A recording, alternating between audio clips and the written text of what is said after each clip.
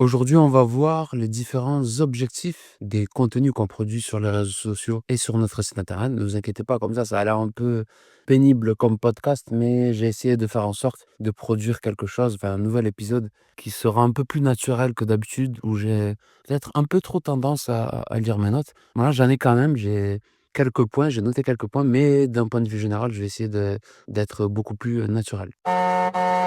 Le nouveau podcast est arrivé. Ils sont fous, ces Bretons. Ce ne sont pas des chiffres bretons, ce sont des chiffres romains. Alors, ils sont fous, ces Romains. C'est parti! Petite parenthèse, je sais pas si vous avez remarqué, on a tendance à se fixer des limites, je sais pas du tout d'où est-ce qu'elles viennent. En fait, en ce moment, j'ai une réflexion, je me dis: «Sur les réseaux sociaux, pourquoi est-ce qu'on se dit toujours: "Oui, il faut publier 2, 3 fois par semaine"?» Vous savez, par exemple sur Insta, je pense que je vais dire «tu», ça va être plus simple. Sur Insta, on se dit: «Bah, tu dois publier 2, 3 fois par semaine, c'est déjà très bien». En fait, je veux dire dans mon fil d'actualité, mais quand je regarde les gros comptes dans ma thématique ou des thématiques proches ou des personnes, que j'aime bien suivre, enfin, après il y en a pas beaucoup non plus, mais je constate que ces personnes-là, elles publient tous les jours, sauf le week-end, certaines personnes, où il y en a qui vont publier le samedi, mais pas le dimanche. Je pense que c'est peut-être en mode repos, mais après aussi, il y a les plus gros comptes, je vois quand ils percent, ils publient tous les jours et puis, il y a un truc qu'il faut que je fasse là, j'ai essayé de le faire, j'y suis pas arrivé, il faut que j'aille regarder sur ChatGPT. Je vous ai dit aujourd'hui, je vais être naturel, donc je vais peut-être faire des digressions. C'est le nombre de fois où je déverrouille mon téléphone tous les jours. C'est affolant. Le problème, juste moi, avec mes appareils, c'est que comme je suis sous Apple, j'ai un MacBook, une tablette et un iPhone. Du coup, le temps d'écran, il est réuni et par jour, j'ai du 35 heures de temps d'écran, donc ça n'a aucun sens. Parce que c'est un peu tout qui est additionné et souvent, je travaille avec l'ordi et la tablette et je m'endors aussi alors qu'il y a la tablette qui est encore allumée. Du coup, tu as YouTube qui tourne et ça me fait des heures ça me fait du temps d'écran supplémentaire alors que je suis pas en train de consommer, quoi. Donc c'est pas très réaliste. Mais le nombre de fois où on déverrouille son téléphone, je trouve que ça, c'est pas mal à regarder et je me suis dit: «Pourquoi j'essaierais pas de publier tous les jours?» mais quelque chose d'un peu plus spontané en termes de vidéos. Donc j'ai commencé à me challenger un peu sur ce point de vue-là. Je me suis dit: «Pourquoi pas publier aussi 2 vidéos par jour, hein?» tant que j'y suis, hein, il faut que je tienne après sur la durée, attention.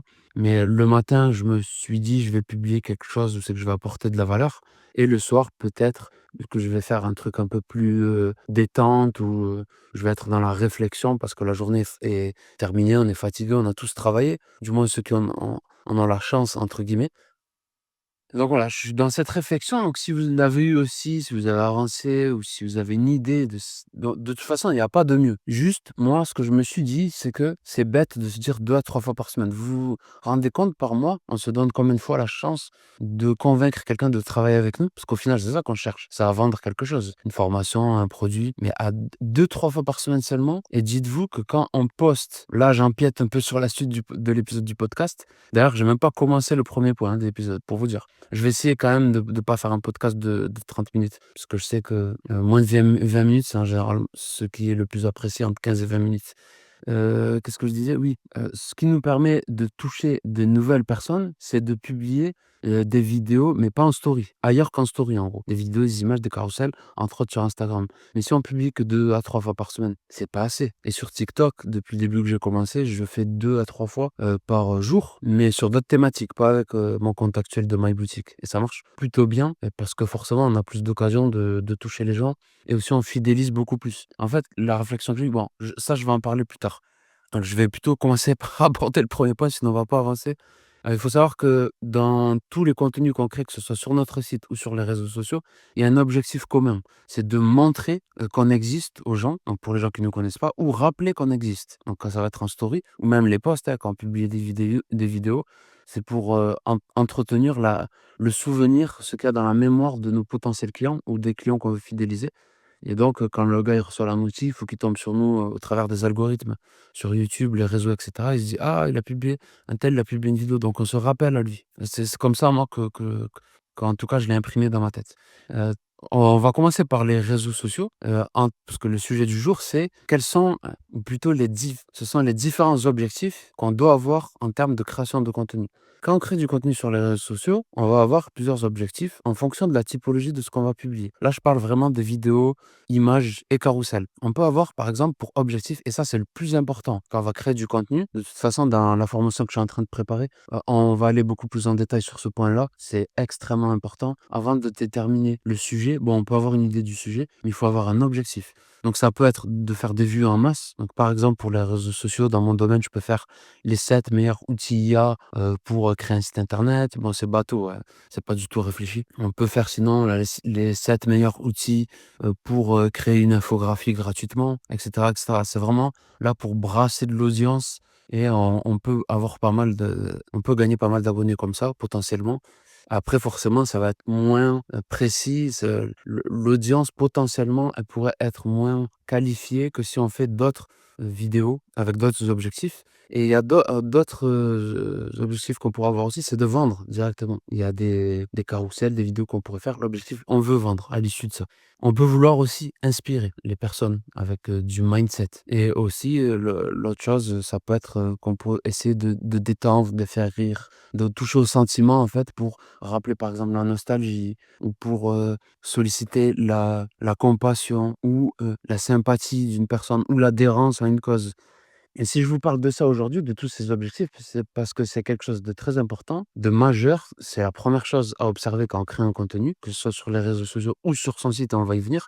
Et d'ailleurs, par rapport à ces objectifs, on peut en avoir plusieurs dans une vidéo. On peut essayer de faire des vues en masse en faisant rire les gens. Donc, si je vous partage ça aujourd'hui, c'est avant tout parce que j'ai ce bagage de connaissances sur ce sujet-là, mais je suis aussi en pleine réflexion actuellement sur tout ça. Aussi par rapport au fait que je suis en train de lancer ma nouvelle formation qui devrait sortir en janvier 2026 et que je dois mettre un peu du clair dans tout ça.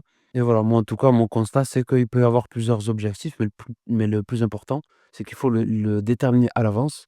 Et on peut, en gros, aussi différencier deux trucs. Il y a l'objectif qu'on vise, mais aussi quel ressort on va employer. En gros, quel sentiment on va essayer de susciter chez notre audience pour la faire réagir. Parce que ce qu'on cherche sur les réseaux sociaux, parce qu'il y en a, ils disent, tu cherches le buzz. Bah oui, enfin, c'est par définition, si on est sur les réseaux sociaux, on cherche le buzz. Après, ça doit pas forcément être du buzz négatif, du bad buzz, ou chercher à mentir pour manipuler et avoir des vues juste par intérêt financier. Le buzz, il faut pas le voir comme ça. Le buzz, par définition, c'est le fait d'avoir une forte visibilité dans un laps court de temps. Voilà. Et après, quand on va avoir une forte visibilité sur une longue durée, ça va peut-être être parce qu'il y a quelque chose qui dure dans le temps ou qu'on fait beaucoup de buzz sur différents sujets différents ou qu'il y a des rebondissements, et cetera. Là, ça va rentrer dans du storytelling un peu plus poussé.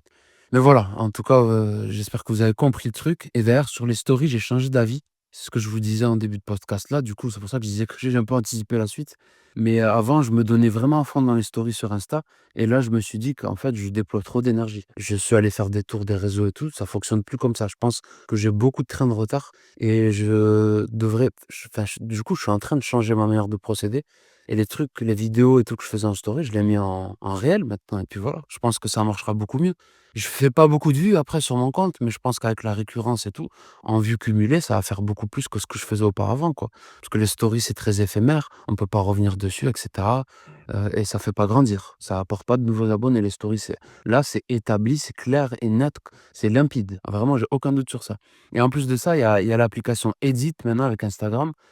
Parce qu'avec le souci avec CapCut, c'est qu'il a mis les sous-titrages payants. Ça, c'est vraiment abusé, je trouve, c'est trop. Je pense aussi qu'ils ont constaté, au passage, hein, CapCut, ça appartient à TikTok. Ils ont constaté que beaucoup de personnes utilisaient CapCut gratuitement juste pour le sous-titrage. C'était beaucoup mon cas et je l'utilise encore CapCut pour, faire du montage, pour mes vidéos YouTube, mais sinon pour, les vidéos Insta, c'est beaucoup plus intuitif, Edit. En plus, il y a le truc que j'aime bien, moi, c'est rien de natif sur TikTok, c'est le fait de pouvoir prendre plusieurs prises. Par exemple, je vais filmer mon écran, je veux dire telle chose, j'arrête de filmer, comme ça après je peux changer de page, par exemple sur mon PC, et filmer autre chose. Ça vraiment c'est trop bien.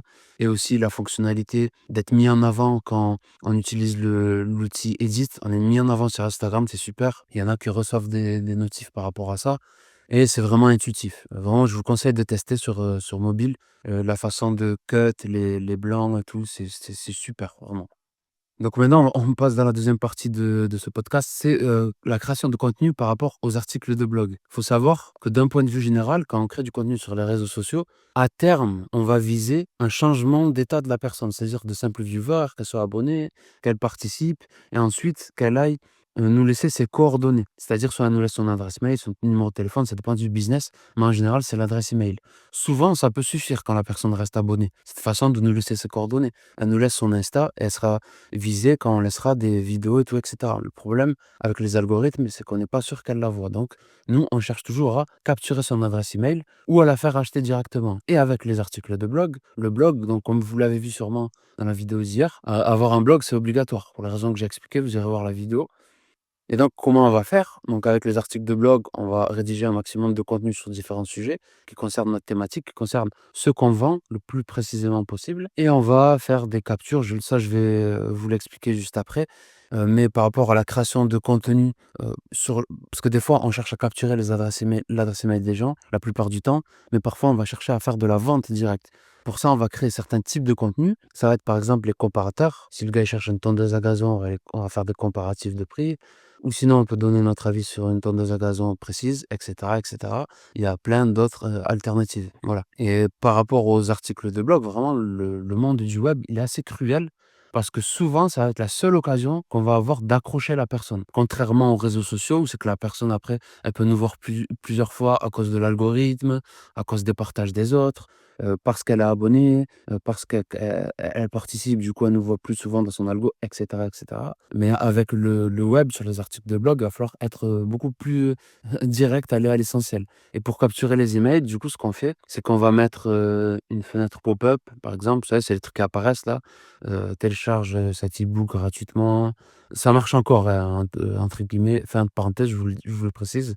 Ou inscris-toi à la formation gratuite, inscris-toi au webinaire, et cetera, et cetera. Donc soit c'est un pop-up, soit au moment où le gars il va essayer de quitter la fenêtre, l'onglet sur lequel il va essayer de fermer, hop, on lui affiche un pop-up.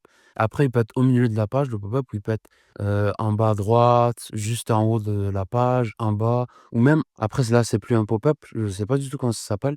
Ça peut être un encart qui est à l'intérieur des articles de blog. Voilà, en tout cas, j'ai fait le tour par rapport aux différents emplacements. Et d'ailleurs, on arrive quasiment au terme de cet épisode de podcast. Mais je vous rappelle, en gros, le schéma global qu'on a sur le web. Quand on crée du contenu, on doit avoir des objectifs. On doit viser certains sentiments des personnes et on va pas. Et à terme, ce qu'on va viser sur les réseaux sociaux, c'est que la personne s'abonne et qu'elle participe. Ensuite, l'étape d'après, c'est qu'elle laisse ses coordonnées et ensuite, c'est qu'elle vende. Mais il faut savoir que la personne peut passer de abonné à j'achète ou même de pas abonné à j'achète directement. Vraiment, il n'y a pas un seul schéma type et tout, c'est pas vrai. Et les étapes sont souvent sautées. Voilà, il faut aussi avoir ça en tête.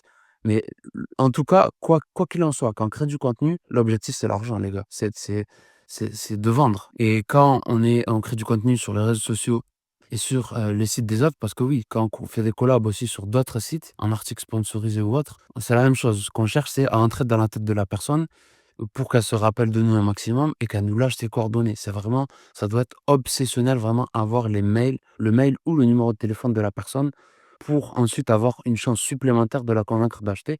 Mais après, elle retombera sur nous sur les réseaux sociaux ou via notre site internet avec notamment le SEO si on en fait. Et sur son propre site, donc c'est un peu plus cash. Mais l'avantage aussi, c'est qu'on a moins besoin de publier, enfin on va pas publier aussi régulièrement que sur les réseaux sociaux, donc ça s'entretient beaucoup moins, entretien entre guillemets, hein. Faut mettre à jour son contenu, bien évidemment, je ne sais pas si vous le savez. Mais aussi, par la même occasion, on a moins de chances de le convaincre de nous laisser son adresse email ou d'acheter. Voilà, donc du coup, j'ai terminé tout ce que j'avais à dire par rapport à cet épisode de podcast. Ça fait du bien un peu de parler comme ça, un peu plus librement, même si je trouve que je suis encore assez attaché à mes notes parce que j'ai peur d'oublier certains points. Et souvent, après, quand l'épisode de podcast se termine, je me rappelle que, ah mince, j'ai pas dit ça, parce que en fait, mes notes, comme elles sont beaucoup moins précises, il y a des choses, des points que je n'ai pas abordés, que j'aurais dû aborder. Donc, je suis un peu encore bloqué, je suis pas 100% à l'aise avec le fait de faire des podcasts, mais ça va venir petit à petit, hein. Je trouve que j'ai fait des progrès par rapport à mes premiers épisodes, c'est flagrant, hein. D'ailleurs, si vous voulez lancer votre épisode de podcast aussi, je vous conseille de le faire. C'est aussi une manière d'évoluer dans son business et aussi quand on partage, on a tendance à apprendre. C'est une des meilleures manières d'apprendre, c'est de partager ses connaissances. Souvent aussi, après les épisodes de podcast, je me suis dit: «Ah ouais, du coup ça, j'ai dit ça, ça, ça m'a fait penser à autre chose. Est-ce que je devrais pas en parler?» On se nourrit à soi-même et c'est une des choses que j'aime beaucoup, hem, dans la création des épisodes de ce podcast et aussi de là je parle de toute autre chose, hein. La manière dont je crée le contenu maintenant sur les réseaux sociaux, je trouve que ça me convient beaucoup plus que de passer 4 heures sur un carrousel où c'est que sincèrement, il y a pas je trouve qu'il y a pas assez de visibilité. Bon, c'est pas le même objectif de contenu. Je pense que ça va beaucoup plus persuader les gens d'aller un peu plus loin avec moi. Les carrousels, ça démontre un peu plus l'expertise. Mais en termes de facilité de production de contenu, de spontanéité et tout, les vidéos comme je l'ai fait, je vous invite, hein, à vous abonner à mon compte Insta si c'est pas fait. C'est beaucoup plus facile et l'avantage aussi de cet épisode de podcast et de YouTube, c'est que je peux aller un peu plus dans les détails aussi dans mes propos. Je peux pas faire des vidéos de 15 minutes, sur YouTube, voilà. C'est aussi l'avantage et c'est aussi comme ça que je retrouve du plaisir et j'aime beaucoup cette période où c'est que je suis beaucoup dans la création de contenu et d'ailleurs en parlant de ça, si vous aimez, m'écouter ce que je partage, les connaissances que je partage, ma manière de faire les choses. N'hésitez pas à vous abonner et surtout à partager autour de vous, hein, cet épisode et tous mes contenus sur Insta. Abonnez-vous si ça n'est pas encore fait. Je vous dis au prochain épisode. J'espère que vous aurez pris des notes, hein, que vous aurez appris des choses. Je vous dis à la prochaine, normalement, pour l'épisode numéro 20.